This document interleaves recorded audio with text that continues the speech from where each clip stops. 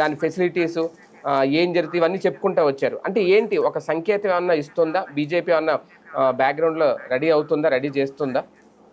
ఇప్పుడు ఆర్టికల్ 370 అయోధ్య రామ మందిరము, కాశ్మీరు ఇట్లాంటిది దశాబ్దాల తరబడి వాళ్ళు ఎక్స్ప్లెయిన్ చేశారు పబ్లిక్కి. నిదానంగా మొదట్లో ఎవరికి కావాలా, అది ఎవరికి కావాలి, ఇది ఎవరికి కావాలన్నోళ్ళు వినడం ప్రారంభించారు ఓ 10 ఏళ్ల తర్వాత. విన్నాక దాంట్లో ఉన్న సూక్ష్మాలు ఆలోచించడానికి ఇంకో 10 ఏళ్ళు పట్టింది. అసలు లాజికల్ పాయింట్స్ తెలియడానికి ఇంకో 10 ఏళ్ళు పట్టింది.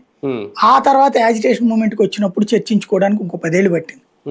ఇట్లాగో 40 ఏళ్ల తర్వాత కానీ ఆ పనులన్నీ ఇప్పుడు ప్రధానంగా చర్చకి కనబడుతున్నాయి. అంటే బీజేపీ ఫార్ములా ఇవాల్టి కోసం అని ఉండదు, ఎప్పుడు కూడా లాంగ్ స్టాండింగ్ గేమ్స్ నడుపుతుంది.